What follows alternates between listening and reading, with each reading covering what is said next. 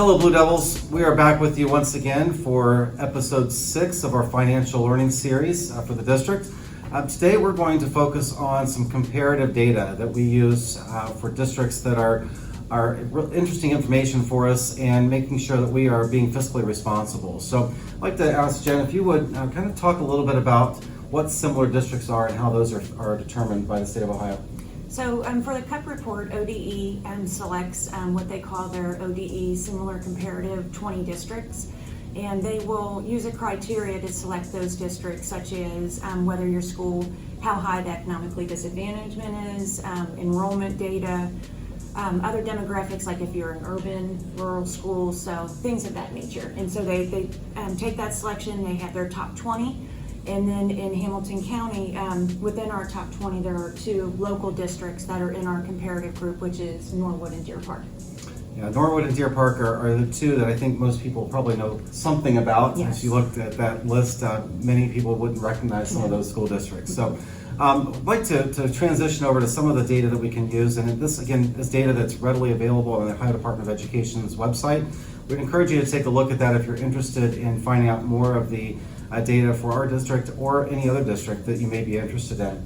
On screen right now, you'll see some comparative data that we have looked at to determine how we are in comparison to our similar districts, as well as our 20 total. So you'll see on screen the similar district average, you'll see Reading, and then we'll see also Norwood and Deer Park. And we look at a number of the pieces of data here, particularly related to our student revenue per pupil, our expenditures per pupil, and again, other information. I think what you find on this is that we really fare pretty comparatively in a positive way in relationship to our other school districts. I think so, Jason. And the other thing that I think you'll see is just how much lower our valuation is per pupil. So that's one of the things that the CUP report shows is how much revenue is generated per mill within the districts, and ours is much lower. So that puts us at a disadvantage of the amount of revenue that we have to generate.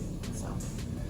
Well, this data is something that we do look at on a pretty regular basis. And again, it's just all part of the fiscal responsibility component of our strategic plan, making sure that we are in alignment with what our strategic plan is saying. And I think this data does go to show some of that financial picture that we have.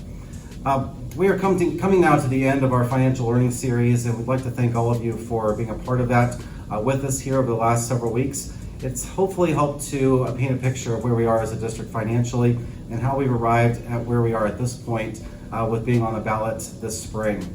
We appreciate your attention, and feel free, please, to reach out with any questions that you may have. We are easily accessible and look forward to answering your questions. Again, we appreciate your time, and we look forward to talking with you in the near future. Thank you very much. Go Blue Devils.